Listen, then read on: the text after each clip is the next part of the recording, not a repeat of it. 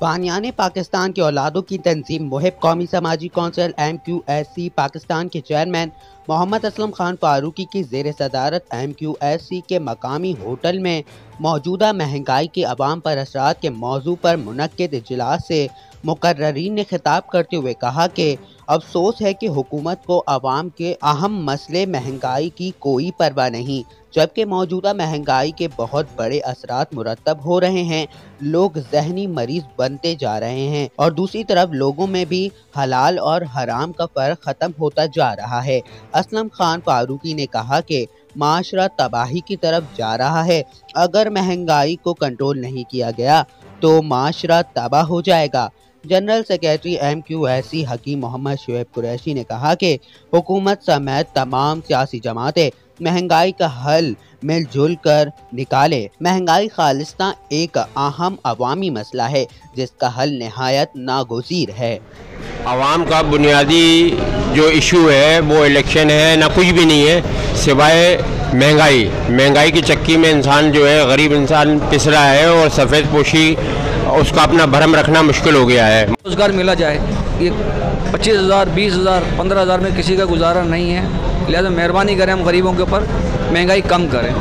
मुहिब कौमी समाजी कौंसिल का चेयरमैन असलम खान फारूकी आज महंगाई के अवाम पर असरात के हवाले से जो मौजू बहस है आज के इजलास में, उस हवाले से मैं ये कहना चाहता हूँ कि महंगाई के जो असरात हैं अवाम पे निहायत ही बुरे तरीके से असरअंदाज हो रहे हैं। आप ये देख रहे हैं कि लोग सैलानी और दीगर खैराती इदारों में दस्तरखानों पर किस तरह से अपने पेट की आग बुझाने के लिए कतार लगाए नज़र आ रहे हैं और यूटिलिटी स्टोर्स जो वहाँ पर भी देखें अवाम का रश कतार लगी हुई होती है और ख़वातीन किस तरह से रोज़गार के लिए सुबह निकली हुई होती है।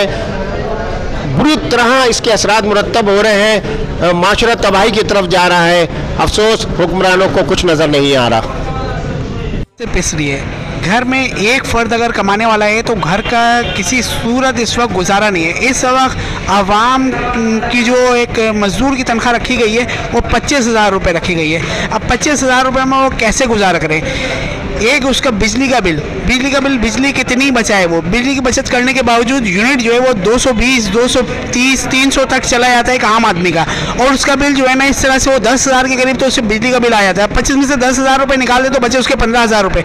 अब घर का राशन, गैस का बिल, बच्चों की स्कूल की फीस, खाना पीना, एक खाली वो तेल और घी लेके आ जाता है तो 1,000 रुपये उसमें लग जाते हैं। आटे की इस वक्त कीमत 100 से ऊपर जा रही है, चीनी इस वक्त इतनी महंगी है, दूध इस वक्त इतना महंगा जा रहा है, पेट्रोल बारिश है। खुदारा सिर्फ महंगाई को कंट्रोल करें।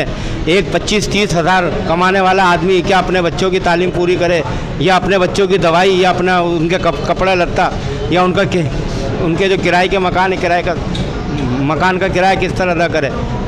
ऐसे ही वीडियोस देखने के लिए हमारे इस चैनल को सब्सक्राइब करें और बेल आइकन दबाएं ताकि हर आने वाली अपडेट आपको मिले सबसे पहले।